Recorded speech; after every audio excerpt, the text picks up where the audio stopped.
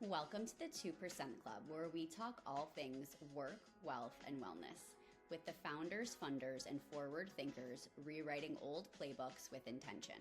I'm your host, Rachel Hirsch, venture investor, wellness operator, and founder of Wellness Growth Ventures. Each week, we dive into bold conversations about scaling companies, building wealth, investing wisely, and staying mostly sane while doing it. Welcome back to the podcast where we talk all things work, wealth, and wellness. I'm your host, Rachel Hirsch, and today we have the incredible honor of having Mia Lind on. Hi, Mia. Hi, Rachel. How are you? I'm so happy you're here. I have been talking about this with everyone and anyone that will listen. Will you tell everyone about you, about Hot Girl Walk, just like a high-level, quick intro for people that don't know who you are? I'm Mia. I am the creator and founder of you may know it from TikTok, the Hot Girl Walk. And I host community Hot Girl Walk events in LA, New York, Miami, and London, and more coming soon. But I'm so excited to be on and to chat with you and just talk about all things business, Hot Girl Walk, wellness, and hear from you too.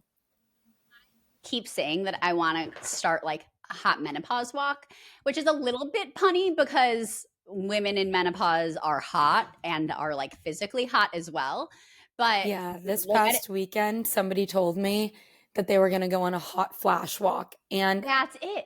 I get a lot of hot girl walk puns and I've heard it all. I'm telling you, this one, I was like, okay, you win. I've not heard that one. But that's so funny that you just said that. I have been looking at domains for like months now. For the record, I'm not in menopause. I'm just like excited is the wrong word. I just like really want to normalize the idea of menopause. Mm-hmm. And so I want you to basically help me create a V2 of, but for menopause women who are like angry and sweaty at all times. I almost, maybe I am in menopause. Maybe that is me. Yeah, okay. I'm sure my mom would be excited about that. Okay, great. Her and I need to connect. Let's rewind. What sparked the original Hot Girl Walk? So I started the Hot Girl Walk during COVID. At the time, I was a junior in college. I went to USC, Southern California, the real USC. I was a junior. We all got sent home for COVID and I was not okay. I think like many of us, there was just a lot going on at the time. I was president of my sorority. I was a major in communication and a minor in business. I was an intern. There was just a lot going on, as well as just dealing with what it's like being a young woman. So there was boys, there's all this other stuff. And then I want to double tap into that at some point, but keep going. There's of course a global pandemic, which made my world 8 million times more complicated, just like everyone else's world. And I, growing up, was never really a fitness girl. I grew up dancing a lot, but I never really saw myself as a fitness girl. When we had to run the mile in PE, I was like, worst day of my life. I will never do that. And when I started in college and I didn't have dance anymore, I would go to the gym every now and again, but I was very adamant, like, these are not my people. I'm not their people. I just never felt like I belonged. So when COVID started, everyone picked up running. And running is not for me. I tried it a million times. It wasn't working. And so I just decided, you know what? This is my life now. I'm going to be, couch potato, watch TV, whatever. And I was hit a wall at a certain point. I needed to go outside. I was at home with my family, who I love so much, but it was just too much. And I needed to get out of the house. So I decided to just go on a walk. And I don't know if you want me to get into it all right now, but I decided to just go on a walk, and my parents' neighborhood was a 4-mile loop. And I sort of a lot for someone like me who's mostly sedentary. I feel like 4 sounds like a lot. You know what? It did sound like a lot for me, but I also have a really big ego, I guess, in the sense of like, no, I ever felt like I fit in with the fitness community, but it also just felt like, yeah, I can do that. Like, of course, like nothing, things like miles never really stopped me unless it was like with running. So because it was walking, it didn't sound like that was that hard. And also when you broke it down, it was like an hour and 20 minutes of just walking. And I love shopping. And so I was like, I walk for way longer than that when I go shopping. I and it love was this. COVID, so we weren't shopping. So you for needed some your shopping reason, cardio. exactly. So for some reason, it didn't seem that hard to me. And I also was just like, you know what, at the end of the day, if I get stuck, like something really bad happens, I could just call my parents and they'll come and pick me up.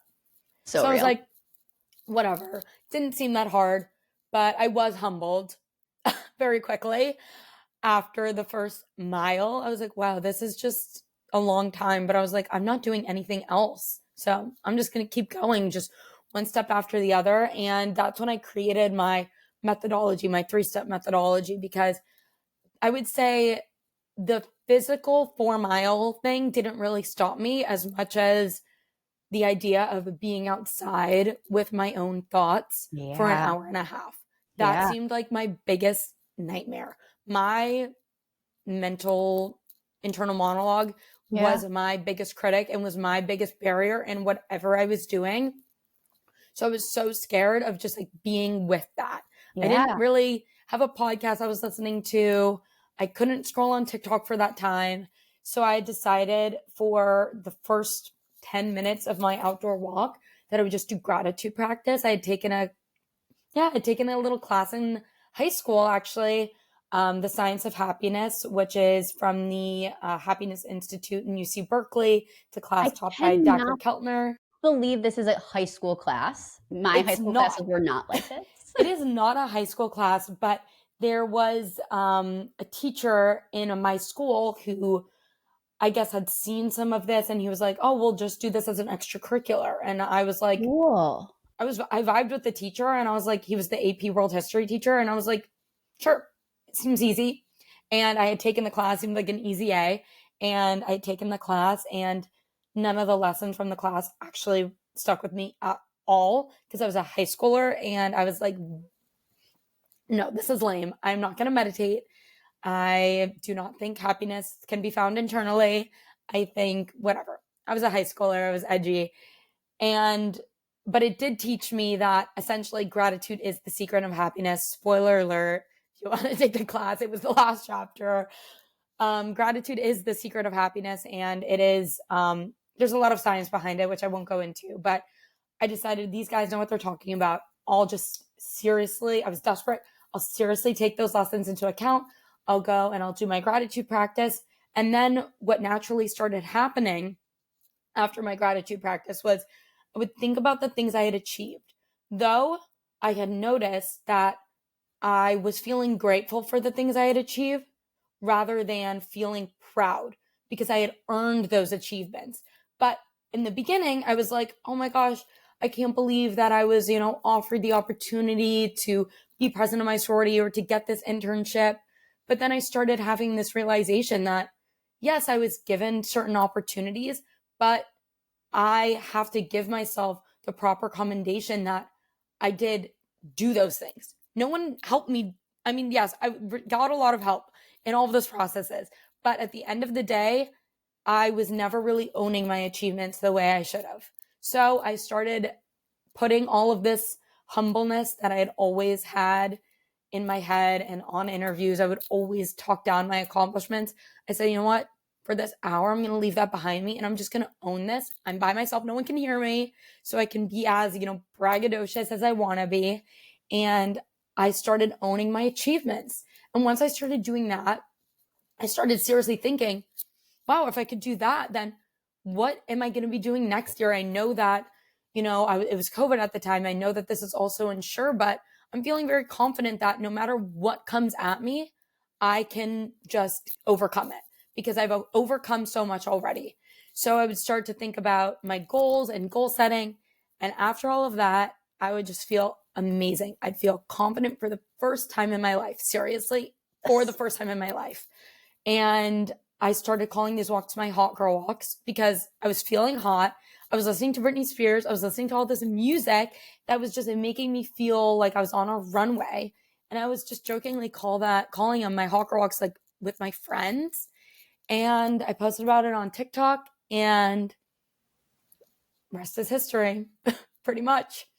There's so much relatable in there and so much inspirational for me, because one of my biggest things that I struggle with still to this day at 35, almost 36, is feeling proud and recognizing the achievements. And I love the braggadocious, whatever that word was. I was like, can we write that one out for me?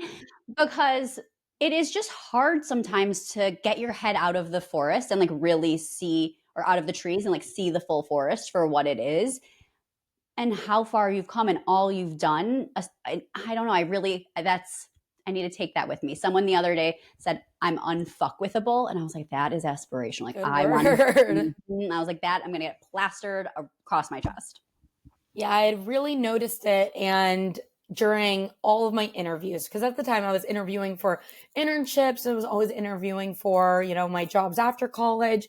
And my mom, she was always my biggest cheerleader, right? She was always like, you can't let your resume speak for itself. Because I was giving them my resume and I would never say, look, like I was the president of my sorority. That was a really hard thing, but I got our sorority through the pandemic.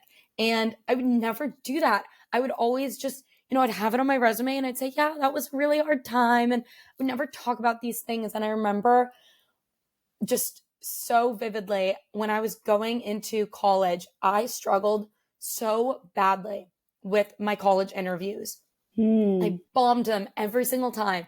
I remember I was interviewing for Harvard and the guy asked me, are you a writer? Do you like to write? And I looked at him and I just said no, because even though all the time that was what I was doing in my spare time, I was writing about all sorts of things. I would write fiction, I'd write nonfiction. I loved writing and journaling, but it felt like my version of writing wasn't what he was looking for. So I was always just never talking about myself in a way that honestly, probably men were talking about themselves like that. And I would always think to myself, like, oh my gosh, these guys are probably, and I have a lot of guy friends, and they're always talking about their accomplishments. And I'm like, I'm doing more than you. Why are you able to talk about it like that? But I'm not. Right. And that would always come to light in my interviews. And my mom would always be like, why didn't you say that? And I'd be like, because it was on my resume. And she'd be like, no, you have to say it. And I would never do it. And then after my hot girl walks, that was right when I was interviewing for my jobs after college. And let me tell you, I nailed them. I pretty much got every single job I applied for. Oh my goodness. If I got to an interview, because I just had this confidence that I had never actually had. And I would just like imagine like what my guy friends would say at an interview. And I was like, I'm going to say that too. I love this. That's amazing. And that's so, it's like you hear it all the time, but it's the like vulnerability and the risk you're taking with yourself to actually do it. And then all of a sudden, like it's not just an idea, it's your reality. Okay, but how did you know? At what point did you realize this was more than like a just for you thing, that this was everyone wanted this, everyone wanted to be a part of this, and you should make it bigger than just you? So at the time, I was really wanting to go viral on TikTok because I had nothing else going on. I was so just like in my head. But my sister actually, she was going viral on TikTok. That was her thing. And I was really behind the scenes. She does like comedy skits. She's a dancer, so it's really popular in the dance world. So I was like helping her write her skits. I was helping her film them. I would go and like help negotiate brand deals for her. And like, that was just like what I was doing. Just casually. Yeah, just casually negotiate brand deals. No big deal. It was like, well, because You're I was 19 years old. I was 21 at the time, at that point, 20 or 21. But I was like, kind of like, it didn't feel serious. I was like, just like ask for $500. Why are you asking for 100? Like, how did you know what to ask for? I was just figured that the moment people started saying no, then you had gone too far. So if people were saying yes, then I was like, okay, you could probably have asked for more. But she was doing that. I was really supportive of it. I was like vibing with it. But I actually remember on my hot girl walks, I was doing these all the time. And I really started coming up with that formula. And it was something kind of fun. I don't know. I just really felt, I guess, called is kind of a crunchy granola word, but I just really felt called to be like, create something. And I actually have this voice memo still on my phone of me pitching it because I knew I was going to be interviewing for sales roles after college. On my Hawker Walks, I knew that I'd figured that out. So I was like, in my practice on like sales pitches, I had created this little voice memo on what a Hawker Walk is and who should do it and why you should do it. And that's when I really solidified the gratitude, goals, confidence thing. And at the time, I was still president of my sorority. And so they had no choice but to listen to me talking all the time. They were bored. I was bored. We were all bored. And I was telling them, I was like, you guys, I was on my Hawker Walk this morning and they were like, what is that? And I would start to do my like little pitch on like what it was. And a girl in my sorority, she was going viral for her dances on TikTok. And she was like, that's going to go viral. You need to post it. And I was just kind of like, sure.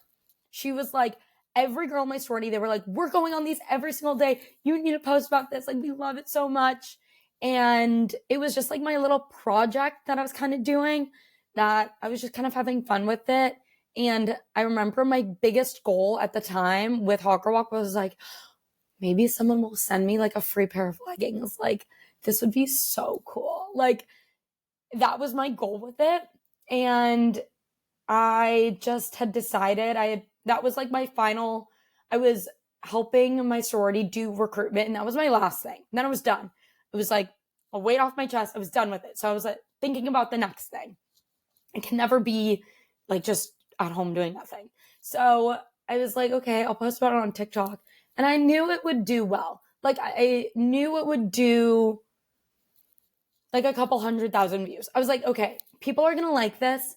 Like, I think this will go viral. And I had also been watching so much TikTok that I knew the formula of something that would go viral. And I was like in my car filming this video. I filmed it maybe 100 times, trying to get it shorter and shorter and shorter. Because I don't know if you can tell from just this podcast, I'm not the most concise girl in the world. I'm like a talker. Like, I'm not very concise. But I knew it had to be like, it had to bite, right? So it had to be short and it had to make sense. But I also knew that Hot Girl Walk had this kind of underlying connotation of what it could be. And that's what I really loved about it. I loved that it was something that on its surface may seem fun and may seem like something everyone's talking about. But when you listen past, I think my goal was to get the message in under 4 seconds, where it was like 4 seconds, the first 2 or 3, you're like, Hawker Walk. Ooh, what is that? And then 3-4 seconds, you're like, oh, wait, no, this isn't toxic. This isn't, diet culture coming on my For You page. This is something more. So I was like, I really wanted to get that across. And that's why those gratitude, goals, confidence was so important, was because what I had learned on the Hawker Walk was all of these people that are hot, all these celebrities that I looked up to, what they really had was confidence. And I really wanted to put these big lessons in like a small hot pink package. Like, that's how I envision Hawker Walk. And so I knew that it had that formula of, okay, in the first 4 seconds, you're going to get something, but then you're going to ask yourself, like, what is this? So you're going to watch a little more. And Hot Girl Walk, for some reason, it just had this like thing that was catchy. I don't know what about it is. And oh, thank you. But like, the name Hawker Walk, it rolls off the tongue. But you are also this like magical star power that I think we're sort of glossing over. Yes, you understood TikTok, and yes, you had this great idea, but you are like this shining star. And if I were scrolling on TikTok, I'd stop for you. The way you speak is confident. I'm like, I want to learn more. The way you talk about it sounds exciting. Like, you are that. Thank you. See, this is like the confidence thing. I'm like accepting compliments. I'm always having a hard time with that. But thank you. I just think once the videos started doing well, I was like, cool. Awesome. Like, and then a couple people started posting #Hawker Walk. And then I don't even know like the time frame of the one video, and then it was Ellen DeGeneres was posting about her hot girl walks. And yeah, no, seriously, it was like 0 to 100 so fast. And I was like, whoa, okay, cool. I started a trend. And But when did it turn from trend to business? Because it's a full-blown business at this point. So I think a big part of it was time. So what had happened was, so I posted a TikTok, awesome, cool. I'm going to keep showing everyone about my hot girl walks, telling everyone about the mindset of the hot girl walk, the hot girl walk way, and all this stuff that I was thinking about on my hot girl walks. And a couple brands had started to make videos, you know, saying, you know, hot girl walk, or maybe they were commenting. I don't know exactly what it was, but it had started to become more commercial. And I was a marketing student, you know, I was taking marketing classes, and my dad was actually in manufacturing, and he had had a couple patents. So I knew of this concept of like trademark and patent and copyright. I knew the concept, and I had known that it was important to protect my intellectual property. So I had filed for a trademark, and I was lucky that my parents had this kind of background to be able to guide me through the process and what it takes to file for a trademark. And, you know, it was kind of expensive, and I had some internship money, but also my parents were like, sure, yeah, that sounds fun. Like, whatever. If, like, you see a future in it, let's, you know, invest in a little trademark. And I think a big part of what became a difference between trend and business was, I had felt a little feeling in my gut that this was going to be a bit bigger than just me becoming an influencer or Ellen DeGeneres going on a hot girl walk. I knew that there was something there because I was getting so many messages from people being like, I've been in bed for the last 8 months, and I got out of bed for the first time to go on a hot girl walk. And it was stuff like that that was so moving that I was like, okay, maybe there is something there. Yeah. And I had graduated, started working at, you know, my tech company, doing sales, and hot girl walk continued to, you know, grow. People what was the cadence you were doing hot girl walk post-graduation? Post-graduation, I was really focused on my tech company. So I was still posting about it, but I was kind of like, what is my future? No events yet. Okay, so I was like, is my future as an, to me, it was so hard to figure out, like, what does this look like? Yeah. Because to me, it was like, you go viral on TikTok and then you're an influencer. You're posting your outfits, you're posting this, and that's not me at all. Like, I don't love to be in front of a camera like that if I'm not giving value. So that's not really me. And my parents, yes, supportive in, you know, helping me with, you know, the early stages of building a brand. But they're also very realistic people that they're like, yeah, no, you should take your full-time job at a tech company. You should get on health insurance, get a 401k, get your stock options. Like, right. You should do all this stuff. So that seemed like the obvious next step. And then there were a few times in it where I was like, telling my parents, like, I think I should quit. And they were like, no. They were like, absolutely not. You shouldn't quit. And then more and more brands kept coming to me, and I was doing these deals by myself. And can you unpack that a little bit for people that don't know what that means, or like how it works? Brands were coming to me as an influencer. So as an influencer, a lot of those brand deals you see on your For You page or on your Instagram of people being like, oh, like, go and I love, you know, going to Starbucks. Here's my code if you go shop at Starbucks. So I was getting a lot of brands wanting to work with me to make a video, right? So they were essentially coming to me, paying me to create a video. But underneath it all was a little bit of the sense that, we're coming to you because we like you, and we like you as a person, and we like the videos you make. But more than that, you're the girl that created the hot girl walk, and we want to be using hot girl walk and attaching it to our campaigns. So in order to do that, we kind of have to work with you. And a part of that was the trademark, right? I had filed for this trademark, and if you want to put hot girl walk next to your brand, you should probably talk to the girl that has the trademark. And so there was a little bit of that in it. And what had really became the big point where I was like, I'm going to really start taking this very seriously was when Strava came to me. If you're not familiar with Strava, they're a huge, I would say the biggest fitness platform. They're like Instagram for runners, right? And they really wanted to get more walkers in their platform. So let's talk to the Hawker Walk girl. And we were doing something for International Women's Day. And they had come to me, and I was already kind of talking to my mom about Hawker Walk, and she was starting to pick up on it. She was like, actually, I think you're really onto something here. She was the first one to really think that and to really be like, what do we want to do with this? Where should we go with it? Should we make, like, what are we going to do?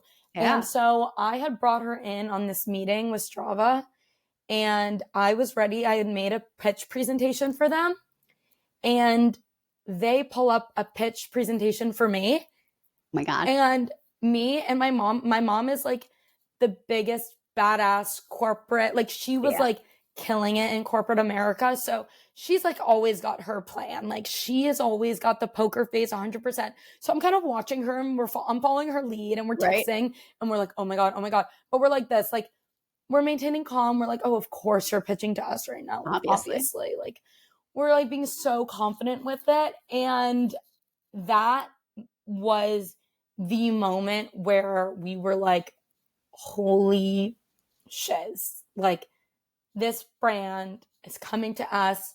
They see a huge value in Hawker Walk that we had seen, but we didn't know how to get there.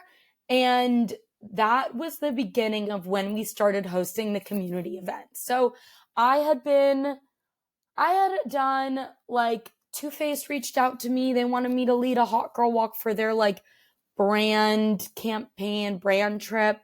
And that was like, I want to say it was like the first Hot Girl Walk that I had led. That was a couple months before Strava had reached out. And that's where we were like, okay, we should just start hosting Hot Girl Walks.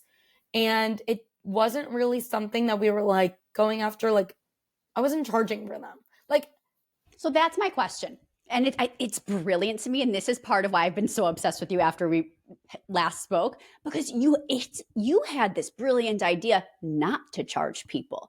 And I think I went to business school. I don't know how often in business school they're like, no, don't charge your customers, but you thought your customer was someone different. So like, how did you will you walk us through that? Because it's so smart.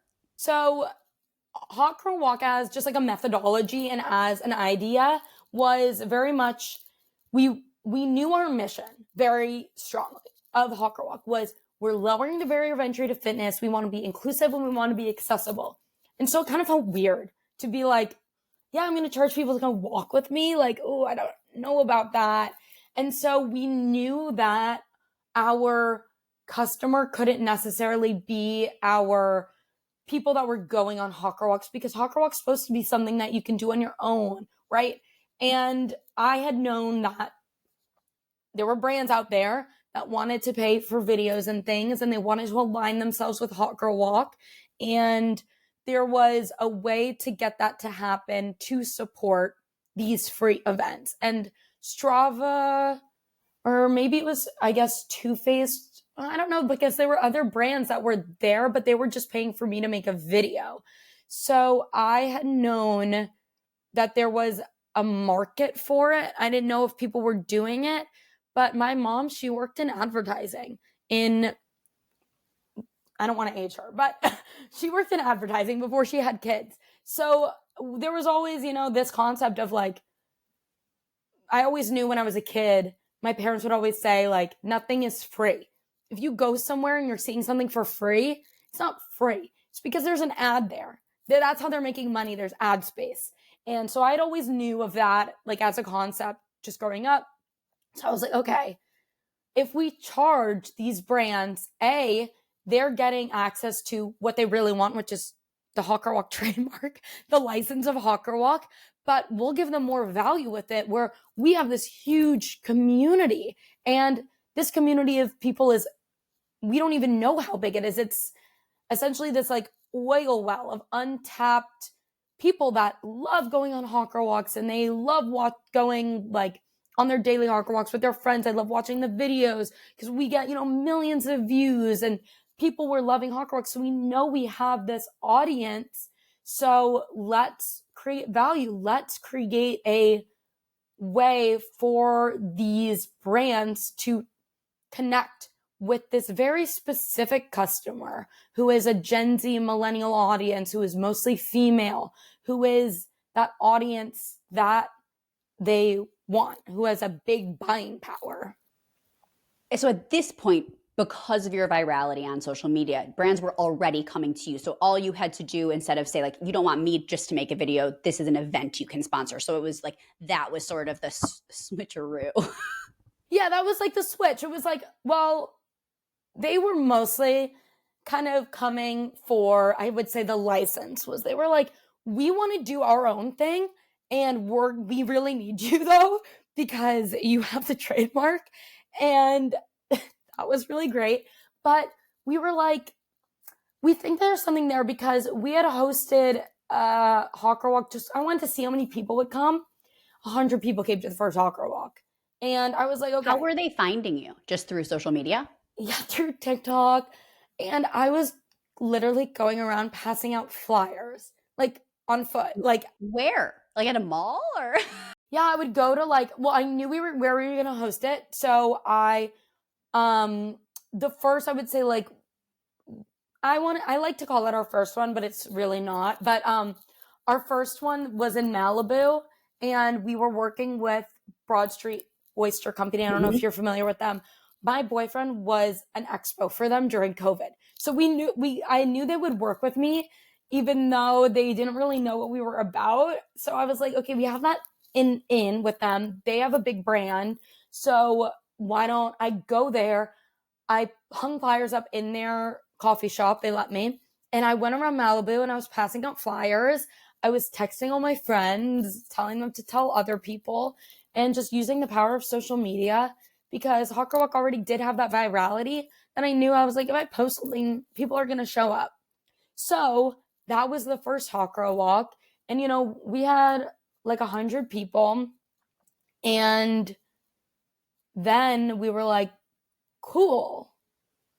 Should we do this like every month? And I was still working my full-time job.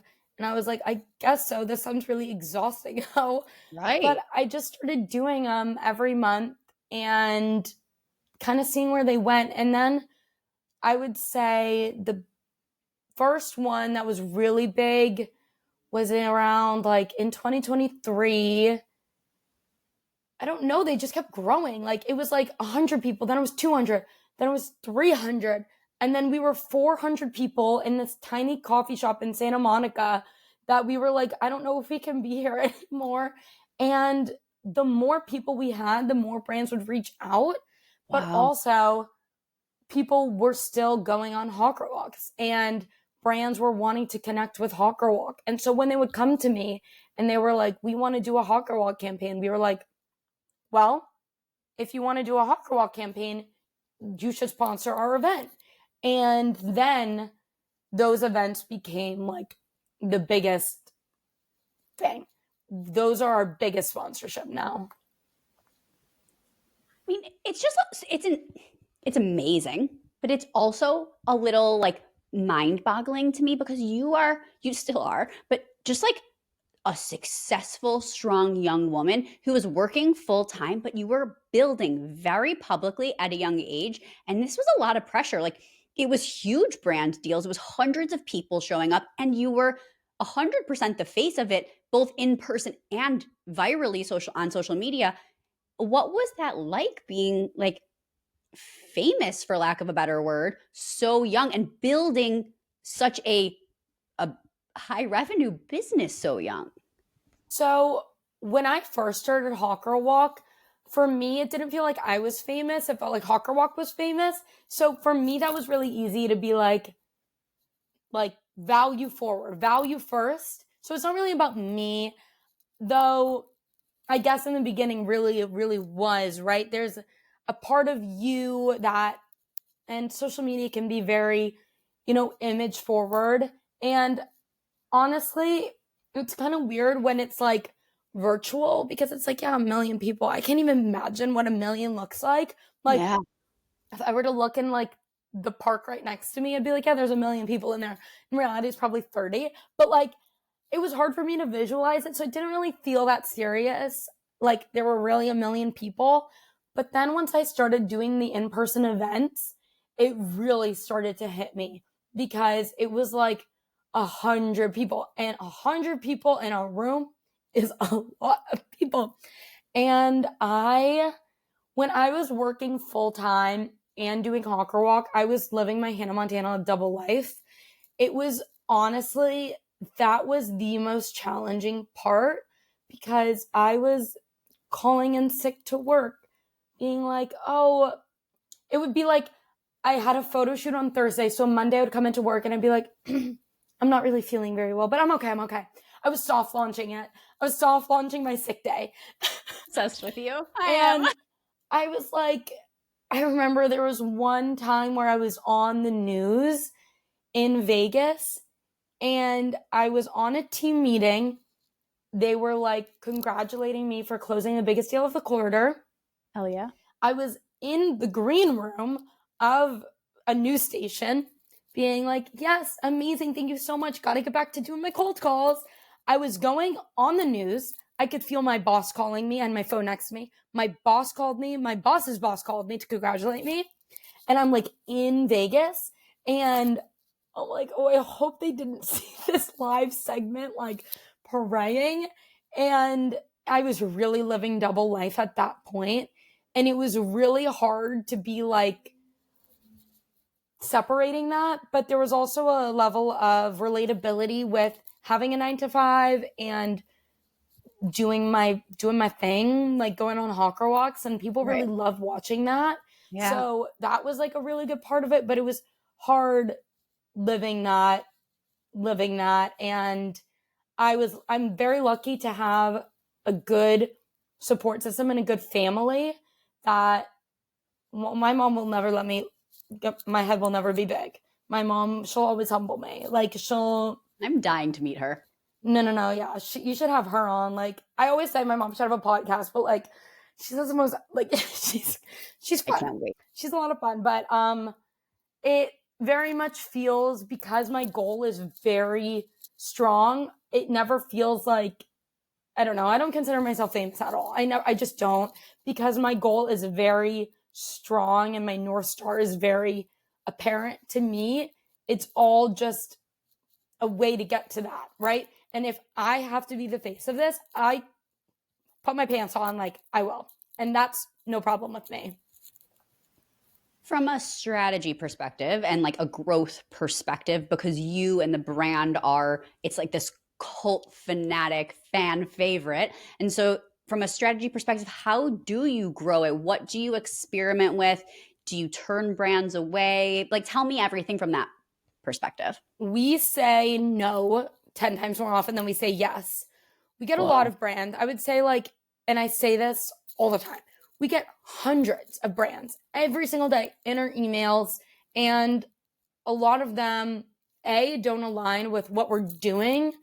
And B, a lot of them just kind of like, a lot of brands will try to say like, oh, well, it's as equally good for you as it is for me.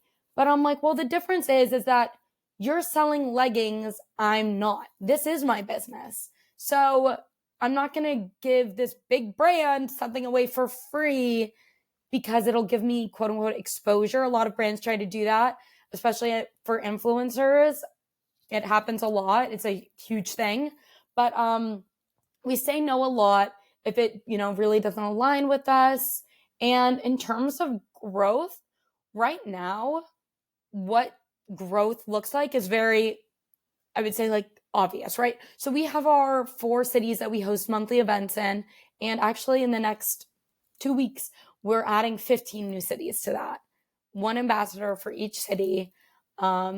And so just putting a new city in our repertoire, because we know they have the audience there, so we just have to put like an ambassador there to actually do the events and do things like that.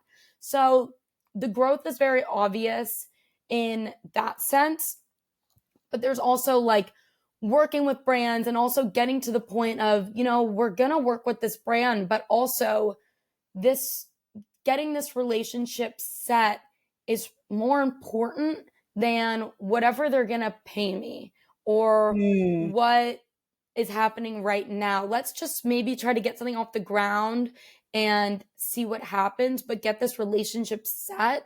So a big part of it is also parsing the difference between saying no because it just doesn't make sense, but saying yes and maybe financially it doesn't make the most sense, but with brand strategy, it kind of does make sense. So it's finding the moments of when we can sacrifice and when we shouldn't, and just being really strategic with it. And it's a lot of kind of conversations like that.